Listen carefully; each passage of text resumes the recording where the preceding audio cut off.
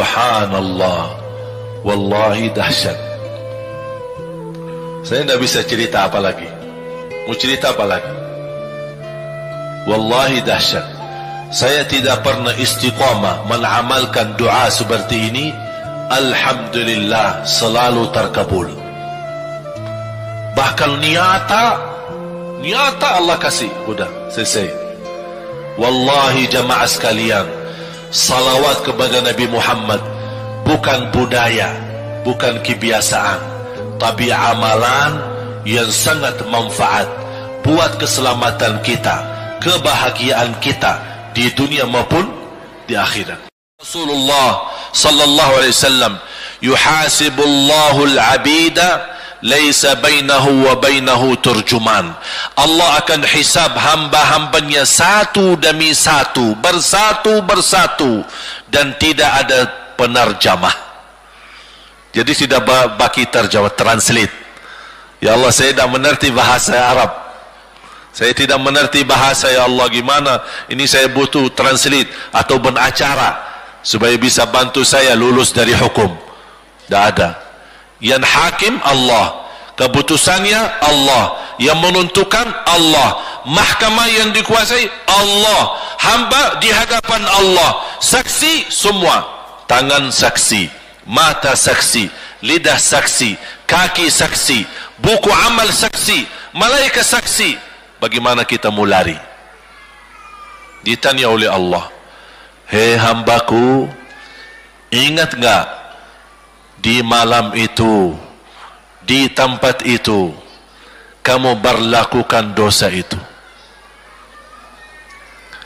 Seorang hamba yang masih memiliki iman, dia merasa dan ingat, dan dia merasa malu, dia tunduk kepalanya. Kata Allah, malu ya, malu. Tunduk, ya malu ya Allah, malu. Dan subhanallah, tanda rahmat Allah, ketika Allah bertanya dengan kita, tidak ada orang lain yang bisa lihat. Supaya apa? Supaya hisab kita di antara kita sama Allah tidak terbocor kepada orang lain, supaya tidak malu sama orang lain. Allahu Akbar. Habis kita sudah raku diri, ya Allah, saya ingat dan saya rasa salah dan saya malu. Apa kata Allah? Waktu itu kamu lakukan dosa itu, aku tutupi. Aku tutupi. Tidak ada yang tahu. Kita lakukan dosa ini udah sekian tahun, ada yang tahu enggak? Tidak ada yang tahu. Karena kita lakukan di saat sembunyi. Kata Allah, di saat itu kamu lakukan dan kamu tahu itu dosa, tapi aku tutupi. Supaya kamu jangan menjadi malu di depan keluarga atau di depan sahabat. Aku tutupi. Dan aku sekarang sudah menutupi dosamu di dunia, dan sekarang aku hapuskan dan ampuni dosamu di akhirat. Allahu Akbar. Disitulah terasa anugerah ampunan Allah yang maha kuasa. Dan Allah di saat itu mampu menghukum kita. Dan kalau Allah menghukum kita, Allah tidak pernah menzalimi kita. Justru itu keadilan Allah. Tapi Allah tidak memperlakukan keadilannya, justru yang mendahulukan ampunan dan kasih sayangnya.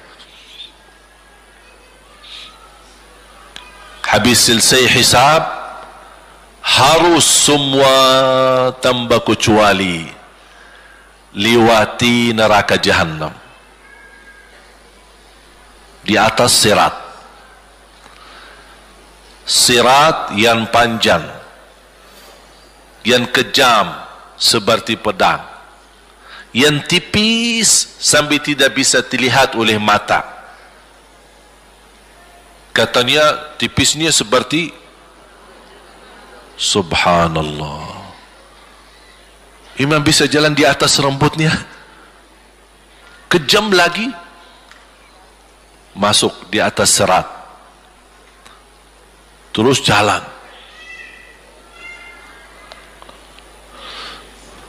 Di saat itu ada doa yang menyelamatkan kita sampai menuju surga. Nabi Muhammad sallallahu alaihi wasallam, dia sudah duluan. Kalau Sayyidina Abu Bakar perjalanan di atas sirat disebutkan 100 tahun.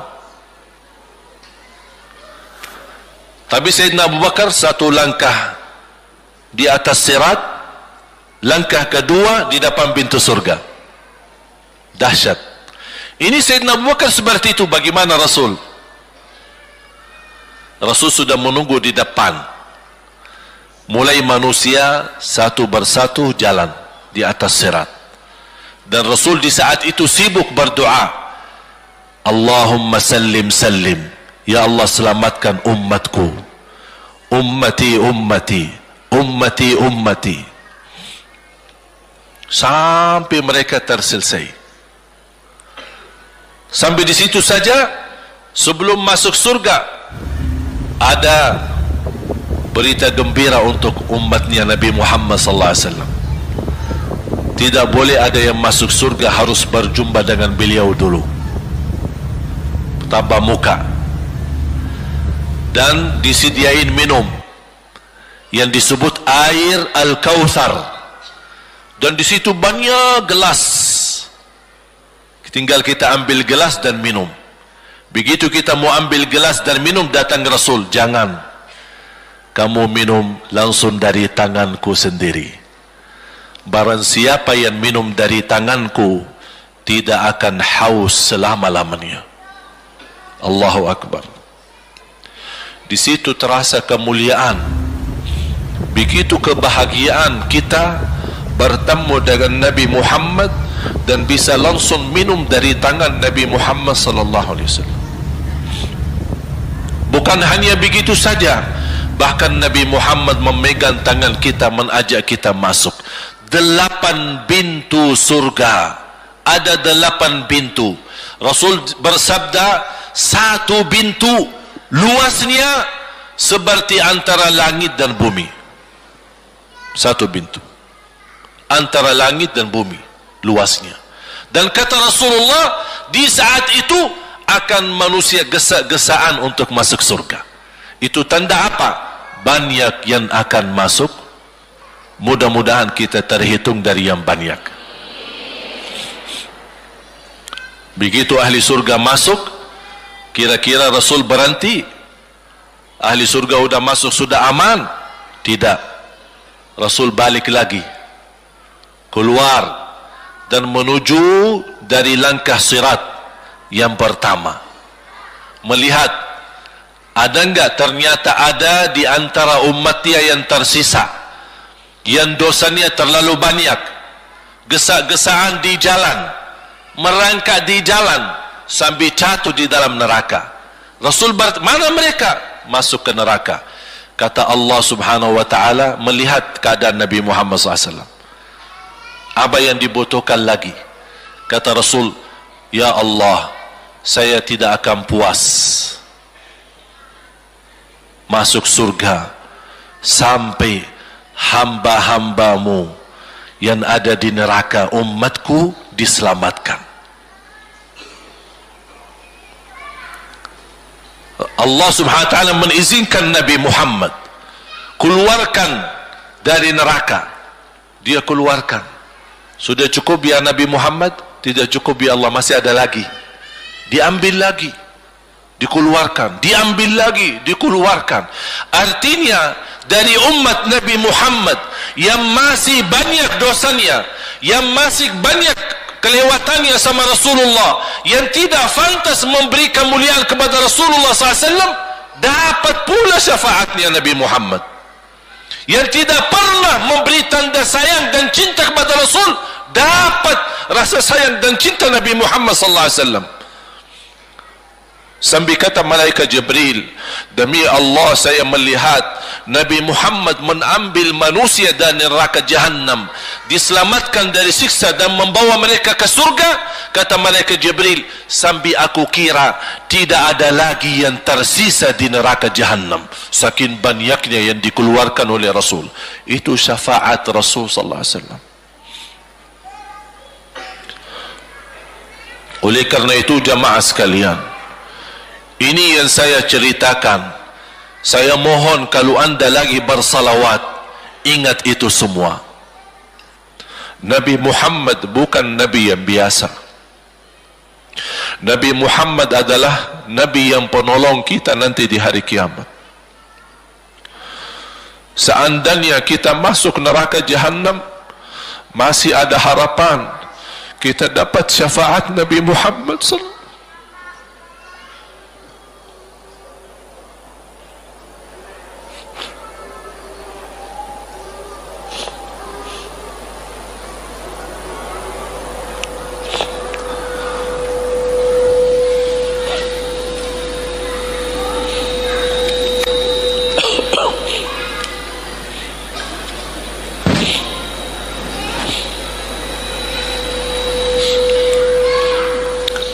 Yang masuk neraka saja dapat syafaat Rasul. Jadi sejauh mana kita bisa mencintai beliau, sejauh mana kita minat mempelajari kehidupan beliau, sejauh mana kita mengenal sunnah-sunnah beliau. Di zaman ini, umat yang paling bodoh terhadap beliau kita umat Islam.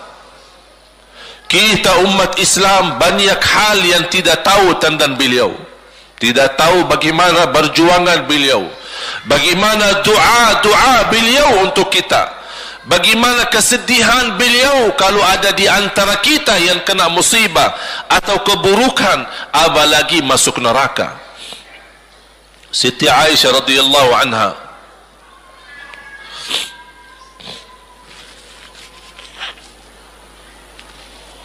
Siti Aisyah radhiyallahu anha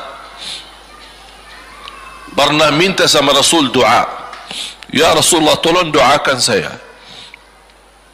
Rasul mendoakan, Allahumma ighfir li Aisyah ma taqaddama min dhanbiha wa ma ta'akhkhar, ma qaddamat wa ma akharat, wa ma asarrat wa ma a'lanat.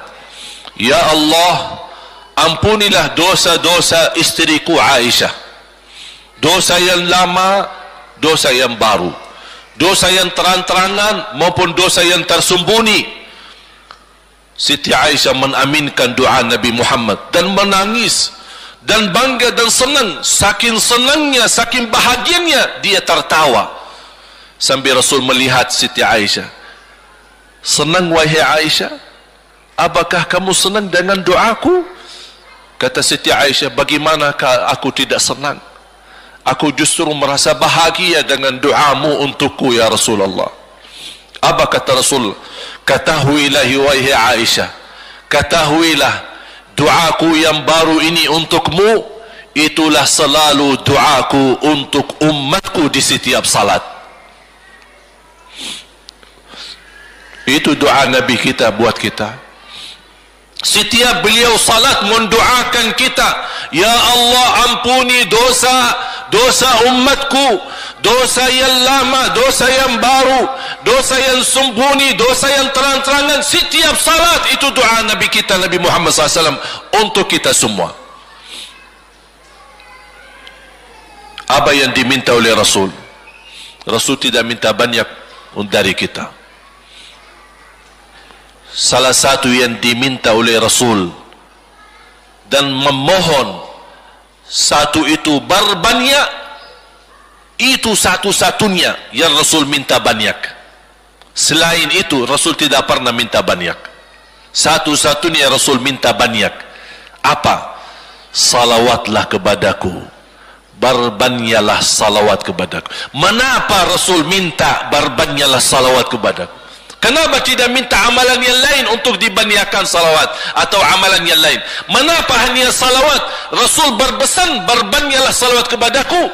Karena Rasul tahu dengan kita berbanyak salawat, kita akan dijamin dapat syafaat beliau. Dan itulah beliau yang diinginkan. Bukan hanya dapat syafaat, bahkan Rasul sendiri bersabda, aqrabukum minni majlisan yaumal qiyamah, yang paling dekat kepadaku hari kiamat, yang paling banyak salawat kepadaku.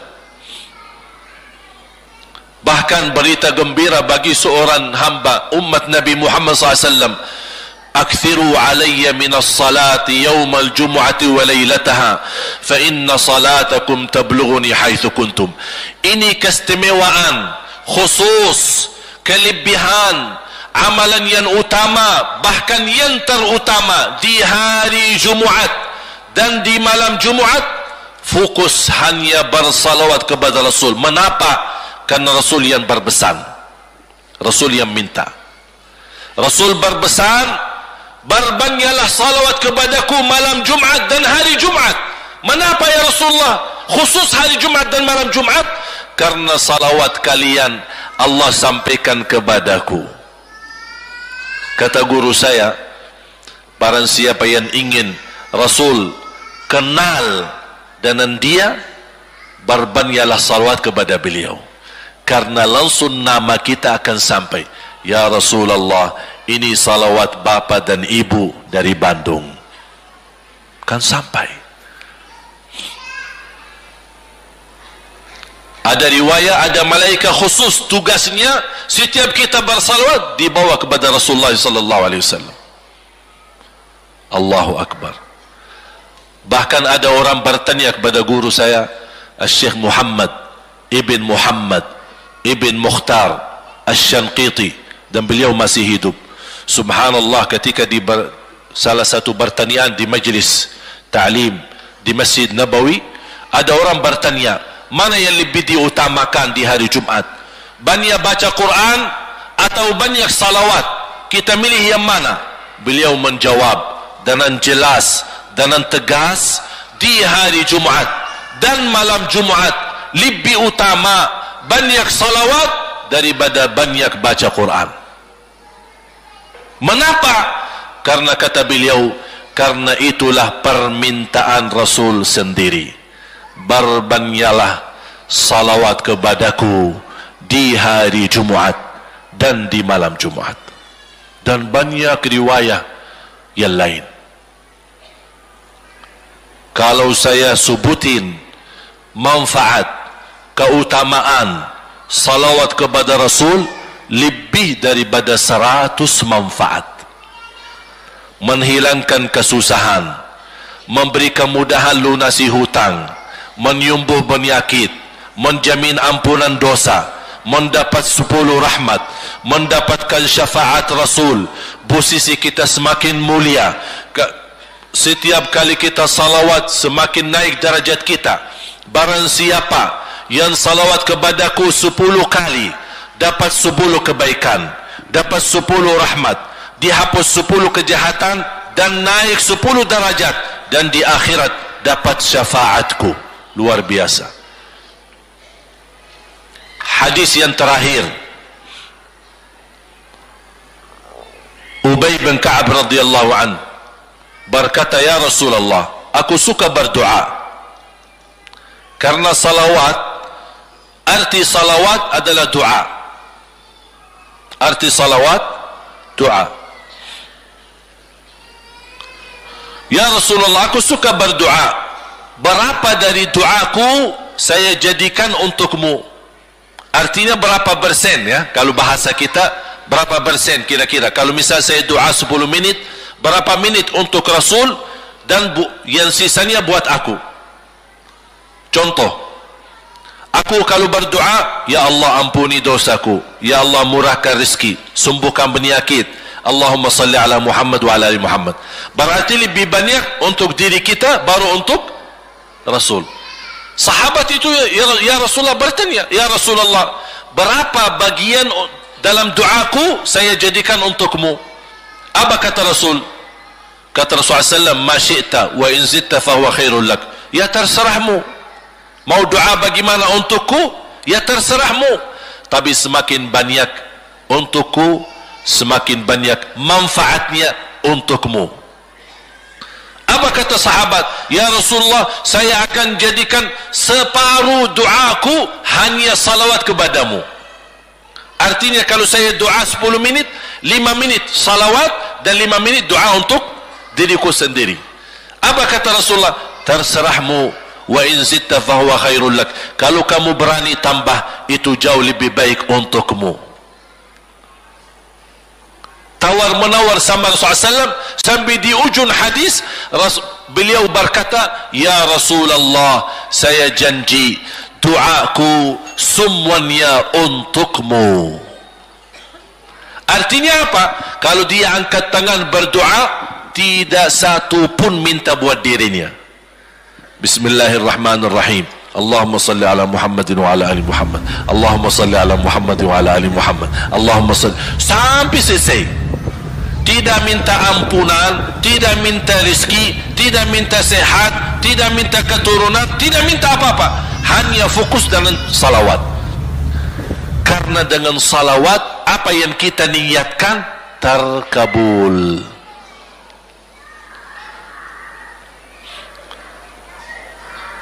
Saya dapat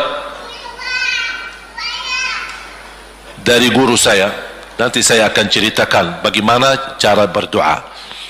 Kata sahabat, ya Rasulullah, saya akan jadikan doaku hanya salawat kepadamu. Apa jawab Rasulullah SAW? Idzan taf'al yukfa hammuk wa yughfaru dhanbuk wa tuqda hajatuk. Kalau kamu lakukan hanya doamu hanya salawat kepadaku, akan dihilangkan segala kesusahan, diampuni segala dosa, dan dikabulkan segala hajat. Kata ulama, apa yang diharapkan oleh manusia? Hidup di dunia tambah susah dan hidup di akhirat tambah dosa. Betul?